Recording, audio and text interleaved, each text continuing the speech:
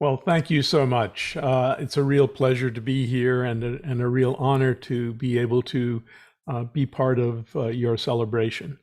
I was extremely pleased to hear your Vice Chancellor speak about the way in which uh, your university was focused not just on educating the students while they were there, but also with a bent towards lifelong learning.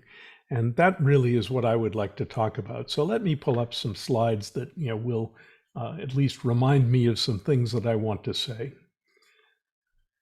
Um, my screen sharing has been disabled.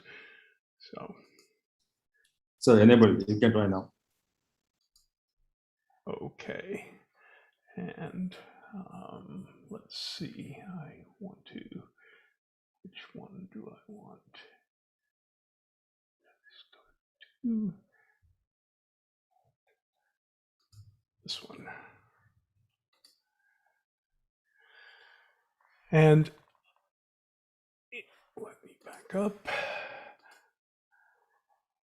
So I'd like to learn, like to talk about, how to focus your attention on learning how to learn.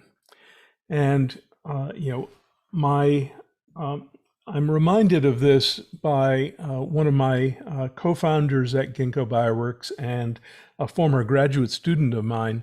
While she was finishing her PhD at MIT, she came up to me one day and said, Tom, I'd really like to understand more about, I've forgotten exactly what it was, noise margins in digital circuits. And, what class should I take to learn about that? It's really something that interests me a great deal. And, I'm trying to figure out what MIT class I should take to learn more about that. And what I told her, and what the real message of the day from my standpoint is you don't need a class to take, to learn a specific thing that you want to know more about. The real skill, especially as you graduate and you go into graduate school, the real skill is, learning how to teach yourself about new subjects. So, your university is, expert, I assume, and have no doubt whatsoever, is able to teach your students all about calculus and physics and biology and economics and business and music and dance, and you can bring the students up to some fundamental level of understanding of any of those subjects.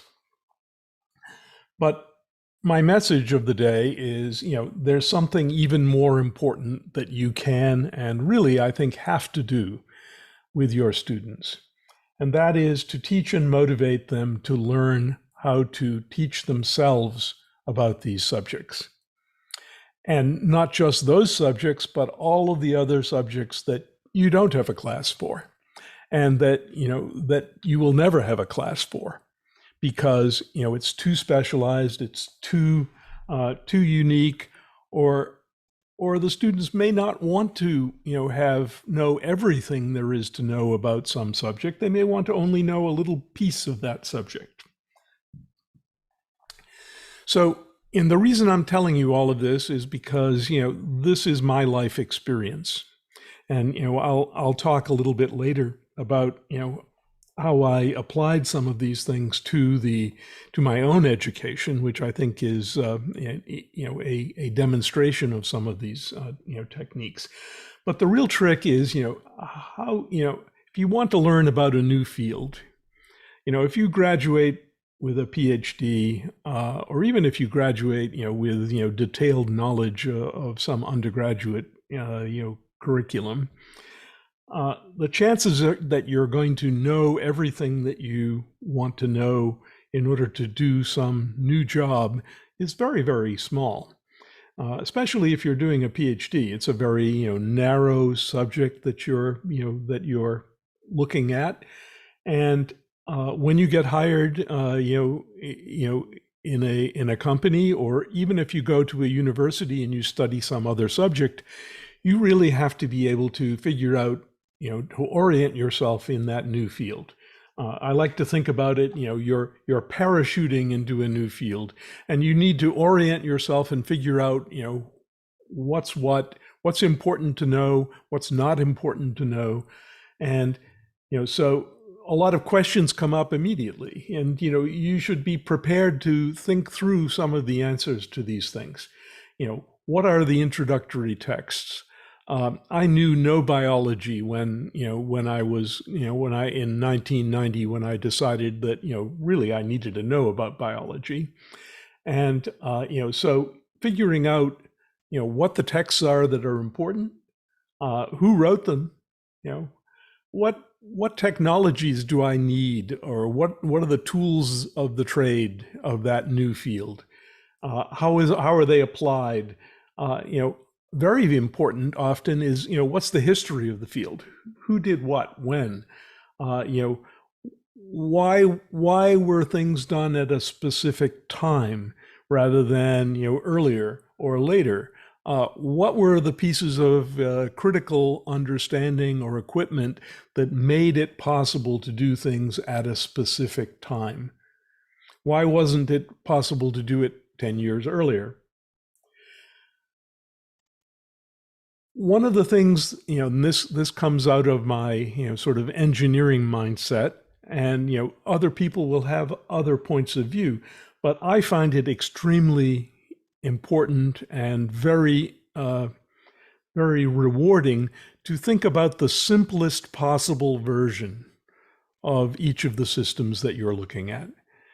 And, if you really, truly, deeply understand the simplest versions of these systems, then, and think about, explicitly think about, what could I do that would make it simpler? What's a simpler example of the same thing? And, and you could collect those simple examples, and, it leads to a deeper understanding of exactly what's happening. So all of those are tricks that you can use to kind of, orient yourself in a field that you've never approached before. I have some tricks for reading textbooks. And, I think as an undergraduate, I always had the assumption, the professor assigns a textbook. You start on chapter 1 of the textbook, or ideally on the preface, and you go through to the appendix at the end, and you understand everything that's in there, and maybe you do the problems at the end of every chapter, and if you're a good student and you get an A in the class, and then maybe you promptly forget everything. So if you're trying to go into a new field, several things are wrong with that approach. First off, you don't have a professor to tell you what textbook to pick up, so you better be able to figure that out yourself. Secondly, 90% of the things that are in that textbook probably are not things that really interest you or really are relevant to what the focused questions you are trying to answer. You may come back and read more of it, but there's really only going to be maybe a chapter or two of that textbook that really is going to be the focus of your attention. What I found to be the most useful technique is to read not one textbook at a time, but rather a collection of a half a dozen.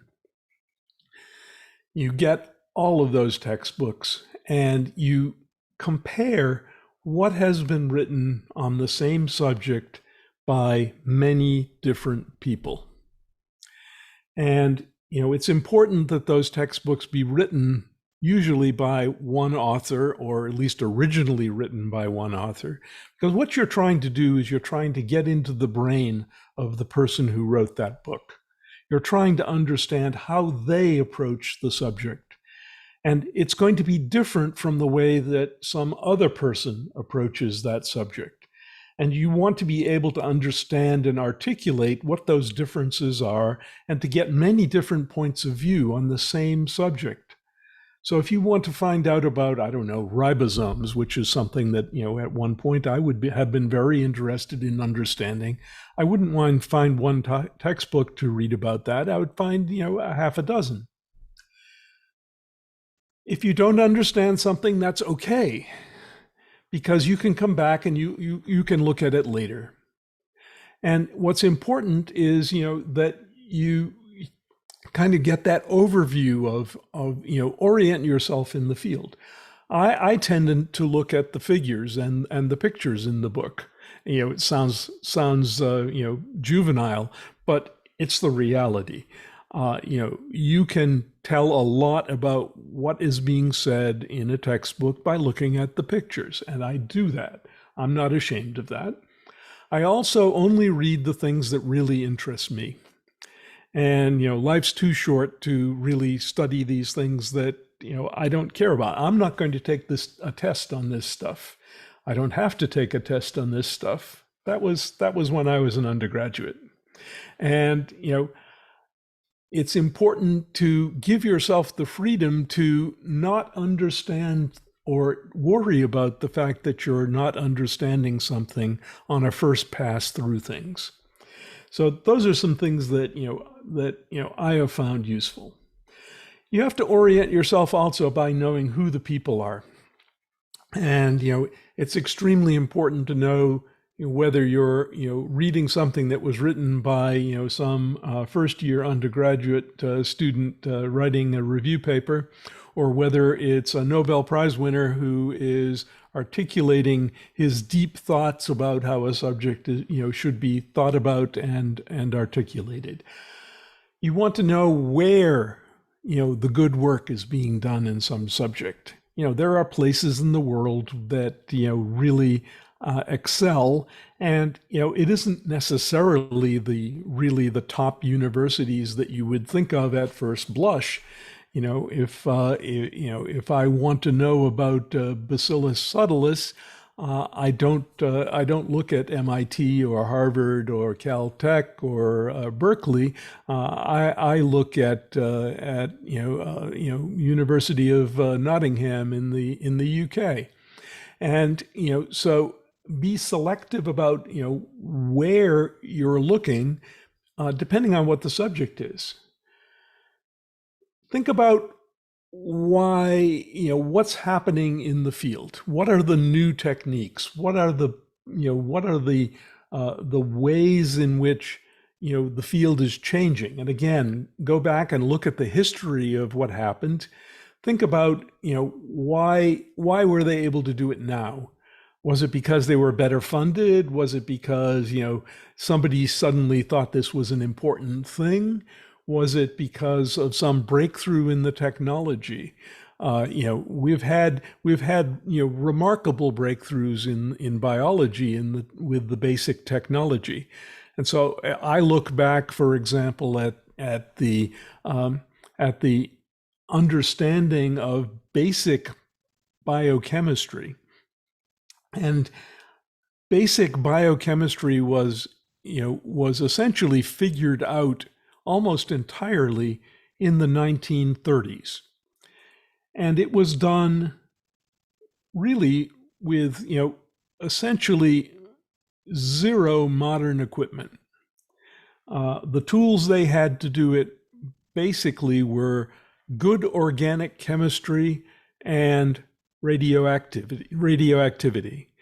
And they were able to apply radioactivity and their excellent skills in organic chemistry to elucidate remarkably complex interactions in biochemistry. Only much later did we get much more powerful tools like chromatography, like high-speed centrifuges. Each of those novel developments ended up with Nobel Prizes, and they've made things an awful lot easier. But it's important to go back and think about how some of these developments were achieved with minimal equipment. And this goes back, again to something I said before, which you should be thinking about what's the simplest way of doing some of these things. And simplest is not necessarily, oh, I'm going to go buy, the latest magic piece of equipment. It may be, using your knowledge of other subjects like organic chemistry and apply those, and you're able to do things that maybe will surprise you. Figure out where the activity is. Who are the people who are really driving the field and doing the exciting new things, publishing the breakthrough papers. And when you do that, you can go and try some of these things out yourself. Get your hands dirty. This was the way I learned a whole bunch of stuff. It wasn't by sitting in some classroom and learning differential equations. It was by taking things apart. When I was a kid, I took apart television sets and radios. These days, you take apart computers. You figure out what all those pieces do. And try to figure out how you might be able to do things differently, how you could reassemble them in a different way. The bad news is in electronics, that's becoming much more difficult because everything is miniaturized, everything is glued together. It's much more difficult to take things apart. But that isn't true in some of these other fields like biology. You can take things apart in biology, and you can understand how things work. So there's a real value in getting your hands dirty. It used to be that that kids grew up and learned how to repair automobiles. Maybe they still do. I think there's a lot to be said for that. Can you recreate an old experiment? You've looked at some history. You've said, okay, those were great ideas, and were done in very exciting ways. Could you go and could you do that same experiment again? And we can we can go and we can think about how you would do that very same experiment, but not with the equipment which was available then, but with all of the modern equipment that you have. Something that is extremely important to say is that you're going to make mistakes. You're going to, make errors in doing this. And the question is, are you going to be able to, understand what those errors are? Can you recover from them? And can you do things in such a way? You of course have to be safe when you're working, in any of these fields. Things don't always work, and they don't always work for lots of reasons. I think it's the case. In biology, we publish protocols, ways of doing things, recipes for how you can isolate pieces of DNA, for example. I think I have 100% record in saying that the first time I try out any of those recipes, they fail. Every single time. I have never, ever tried something and have it work the first time. So the question is, what do you do when that happens? What's your reaction? You could just try it again, and sometimes that works, and great. If that does, go forward. Usually there's other problems. Usually you are, not doing something quite right.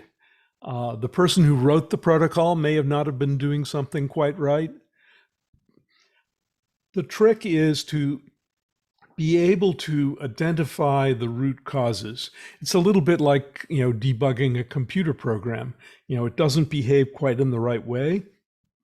How do you figure out what's wrong with, with the program? What's wrong with this protocol? And if you can identify what those root causes are, and especially if you get to a place where sometimes it works and sometimes it doesn't, you want to figure out ways to make it work always. And if you do that, you have really learned something, because now you've solidified your knowledge. You can update your network of knowledge, and so the next time you encounter something that's similar to that, the solution will be obvious. And that's a very rewarding and also a very important thing to be able to do. This is everybody says this. You really should surround yourself by people who know more than you do. So that was the great thing about being at MIT for 40 years. There was always someone around who was smarter than me. And, so you can, some of that rubs off. And, so you want to go and seek out the places in the world where you know less about something that you want to know about than your colleague that sits at the next desk. And if you can do that, you will pick up a lot of that knowledge. And you don't have to pick up all of that knowledge. You have to pick up enough of it so that you can do the things that you care about doing. And then, maybe you go and say, all right, now I know enough about, RNA polymerase. I go and I find the person who is, going to tell me about how ribosomes work. It's a different person. They also, they know more than I do about ribosomes, but now I might know more than they do about RNA polymerase. And, so you can move around through a set of people and, tap into their knowledge at multiple different levels and come away with a much broader perspective than you ever imagined. When you encounter people, you should be thinking about, how you can suck that information out of them. Find out what they're working on, what excites them. Tell them what excites you. They may have some ideas that you haven't thought about. Go to their meetings.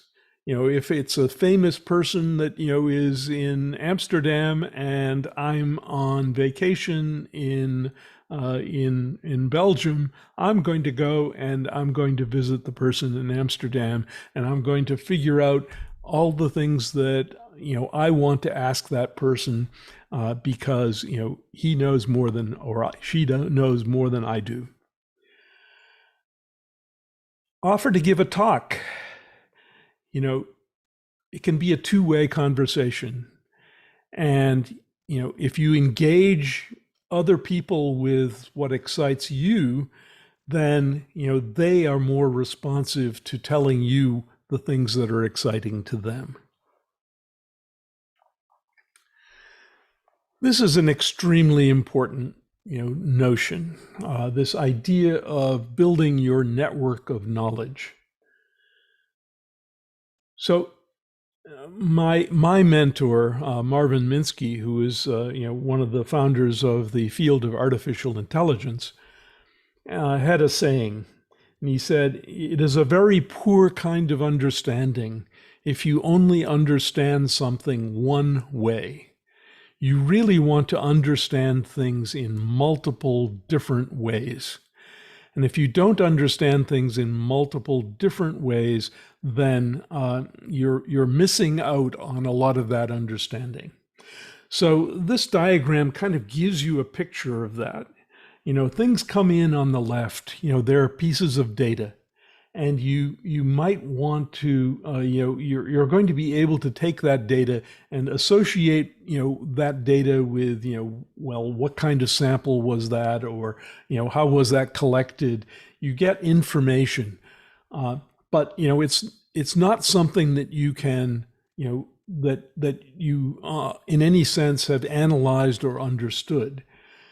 It's only when you connect those pieces of data together and build a model of what's happening in the world that you get to that stage of aha, I sort of understand what's happening. And then but the more you do that, the more the more you're able to connect the information that's coming into these networks. Then at some point your networks become richly connected with one another. And when the networks become rich enough and connected enough, you're able to see connections between different parts of your network that you never imagined. And this is really where you move from understanding a subject to starting to have insight about a subject. It's where you're able to connect things that other people may not have ever connected together. You're able to apply an idea that came out of electrical engineering and apply it to a field like biology. Those are the insights that you want to develop, and it only comes if you're able to richly connect together the knowledge that you're acquiring. I think, and I believe Marvin Minsky also believed, that the quality of these networks that you're building up internally in your mind are really what makes some people smart and other people not so smart.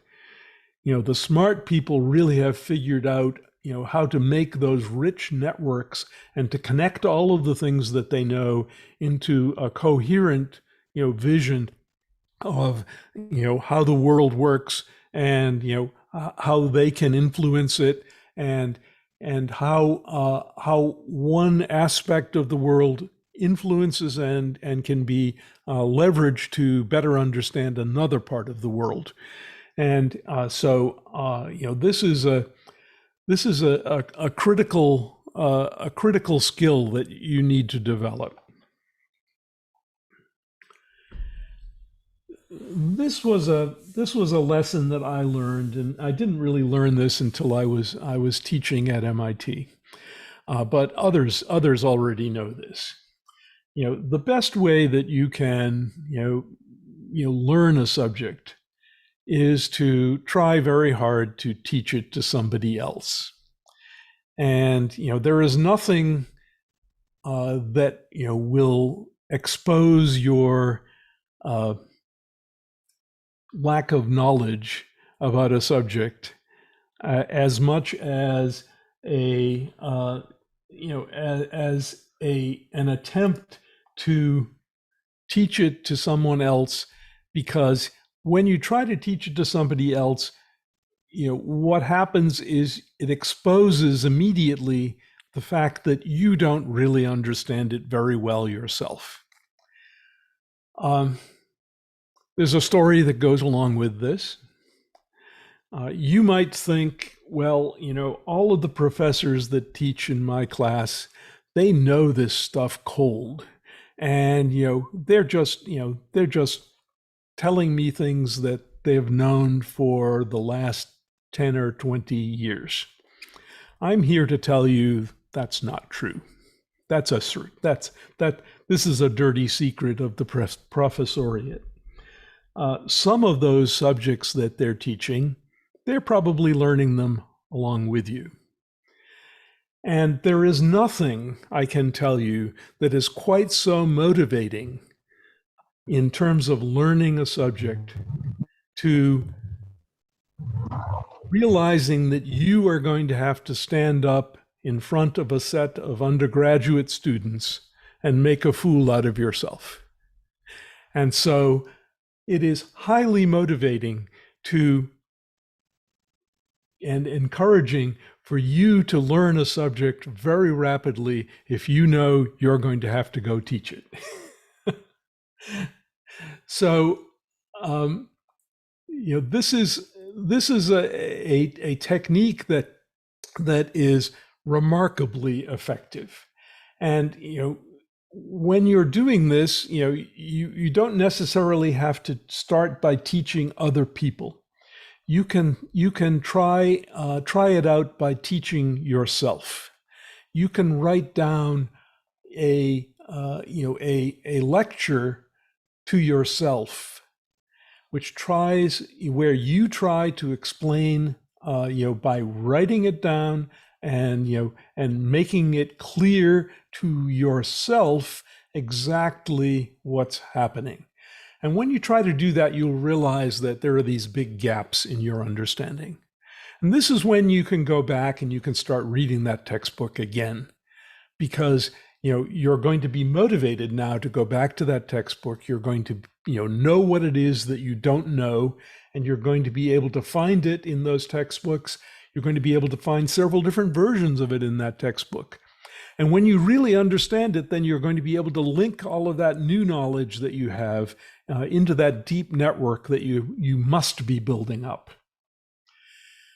The bottom line is that, if when you try to do this, if it's not completely, utterly, totally, ridiculously obvious to you, you don't really understand it. And you don't want just one explanation for something. You want, as many as you can find, at least two. Think about two very different ways of understanding exactly the same thing, because that's going to be the key to getting into your linked network. And it's going to be adding those links in your network that let you connect different ideas in different sorts of ways. Feynman, is a big exponent of this, and there's this website that talks very thoroughly about the technique of doing this.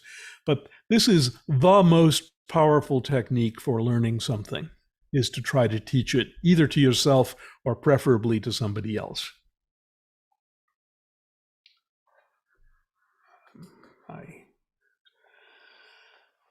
So some suggestions from Richard Feynman. Richard Feynman, of course, is a famous physicist, and I had the privilege of actually knowing him briefly towards the end of his life. But he left a legacy of really some very good suggestions, and so these are some of his. Read every day. There's no excuse for not learning something every single day. Go out into nature. Look at things in the real world. Look at the flowers. Stare at the clouds. Listen to the birds. Ask questions. Don't ever stop learning. Don't pay any attention to what other people think of you. Are you a nerd? I was a nerd. I didn't care what other people thought about me.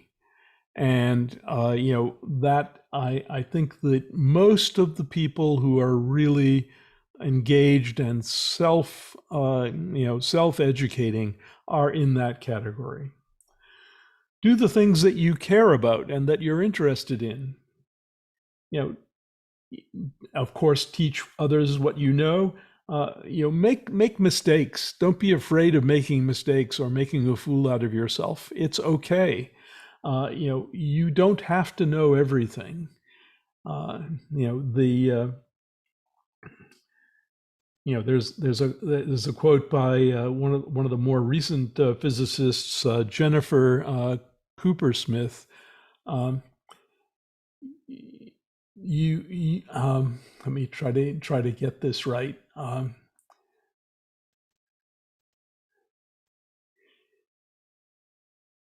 You can know anything. You can't necessarily know everything. And so, you have an ability to learn any subject that you put your mind to. You will never know all of the things that are out there, so you can be selective about what it is you want to learn about. And that's a wonderful thing because, you can become a person who is an expert in one field and, be a colleague of people who know about things in other fields. I thought I'd end just by, giving you a little bit of a picture of, how this affected my life. And, when I was in high school, there were essentially no computers. There were large mainframe computers that, had punch cards on them. I discovered computers at MIT. I was a local boy at MIT, and so in high school, I discovered that there were these marvelous things called computers, and you could program them, and they would do the things that you cared about, and they would do the same. You could tell them what to do, and they would do them. That was really quite an amazing thing at that time in my life, and there was no way that you could educate yourself in computing at that time. There were no courses in computing. There was no undergraduate major at MIT or anywhere else in computing. I had to teach myself how to program. I had to teach myself about operating systems and interfacing hardware to computers, how they worked, and really got into the details of that. So that was really the first time I sort of taught myself, without a lot of help from some collection of teachers. I got my electrical engineering and computer science degree at MIT, but I have to tell you, despite that, I was not a proficient electrical engineer at that point. I was not good at electronics. That didn't happen until later, when I decided that it was important to understand how semiconductors worked and how semiconductor design was done. I did that by taking things apart. In particular, I took apart integrated circuits.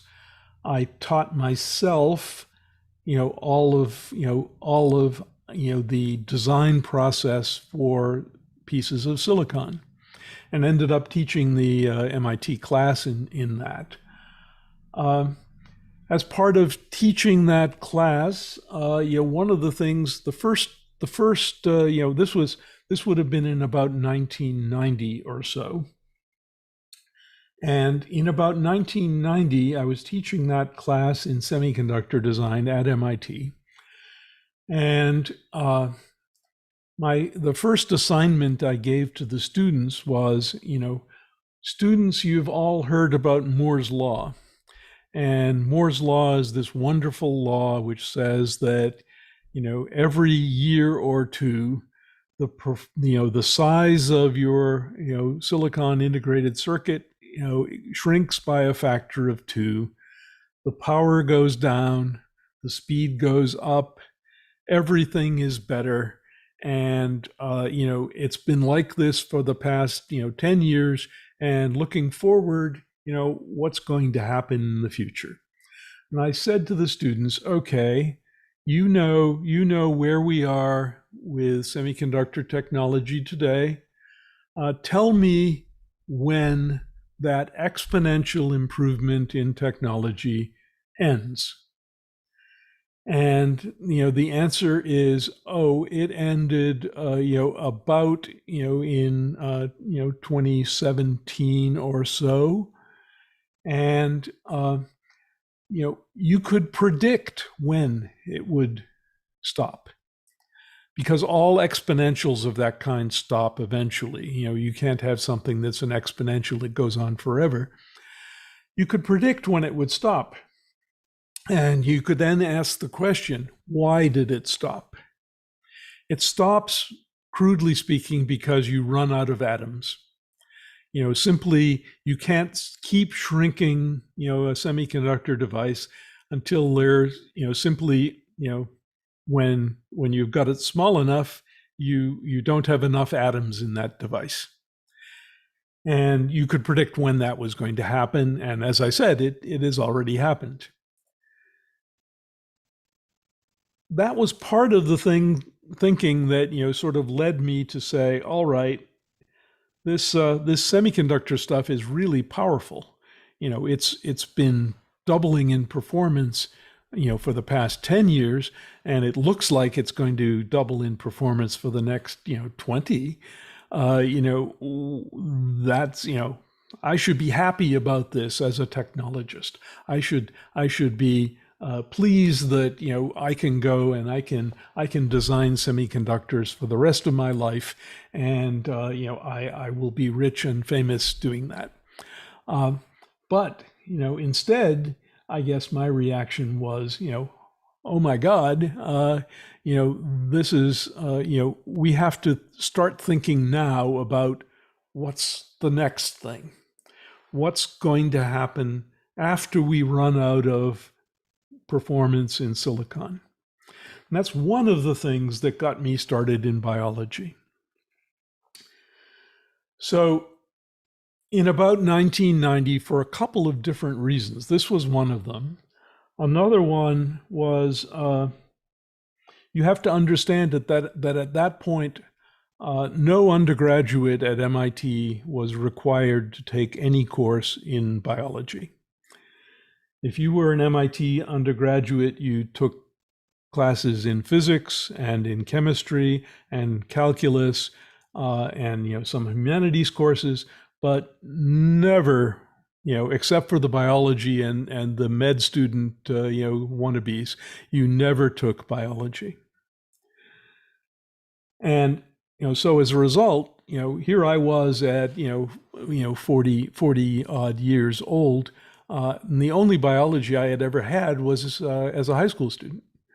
I was taught biology where they taught you the names of parts of flowers. And as a budding technologist, that really was not very interesting to me. And so I sort of ignored biology. When I did think about biology, I thought of it as this horribly complicated subject which I would never understand. And so it was a little bit of a revelation in 1990 when I went and looked back at the subject and realized that there were relatively simple kinds of biology. There were kinds of biology that you could understand, or at least that you could fool yourself into thinking that you could understand. Biology in general is very complicated, but for the simple organisms, for the bacteria in particular, you can pretty easily understand how they work these days. And you can start thinking about them not as this complicated God-given thing, but as something that you can take apart, you can put it back together, you can change it, you can program it, and that got me very excited about biology. So for the next about 6 years or so, essentially, I became a graduate student in biology. I took courses at MIT, and I read, hundreds, literally hundreds, probably high hundreds of textbooks on biology, using some of the techniques that I've talked about today. I was, very tightly connected to the computer science and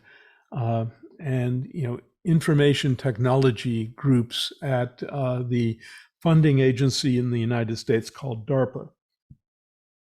And I convinced some of those people that, it was important to kind of go and start taking a look at the border between biology and computer science. And when I did that, I started doing that in a serious way, and eventually convinced them that they should start a program, which then, of course, I applied for funding under, to go and study this. And, I got them to fund a microbiology lab in the computer science department at MIT. My colleagues, I'm pretty sure, thought I was going to kill them. That was kind of fun. And, as was mentioned in my introduction, during that time, I created this student projects class called iGEM, and also set up this BioBrick standard assembly process. I also started educating a set of graduate students, and particularly along with my colleague at the time at MIT, Professor Drew Endy, who is now at Stanford. The two of us, both ran labs, in this emerging field of synthetic biology, and we educated, of course, a set of students. And so time passes, and in 2008, four PhD students were coming out of that program. Two of them were my students, Reshma Shetty, who I've already mentioned, and Austin Chi. And two of them were Drew Endy students, Jason Kelly and Barry Canton. The five of us, decided that it was time to see if we could commercialize some of these ideas. And so we started a company, in 2008. I have to tell you, I was fed up with academia at the time. I think there's there was a lot of I had a lot of disagreements about what was important or not important in teaching biological engineering. I was not having my my point of view well accepted. I was also having trouble getting funding. And so the combination of several of those things led me to be very excited about the idea of just starting a company, which we did. And we started on a shoestring. We had no venture funding, no outside capital came into the company until about 6 years later in 2014. During that time, we funded ourselves with a set of government contracts of one kind or another. We set up a lab on the cheap. In 2008, some of you may recall, at least in the United States, there was a very large recession. So the economy was in tatters. That turns out to be a great time to start a company, especially if you don't have money, because other companies are going out of business.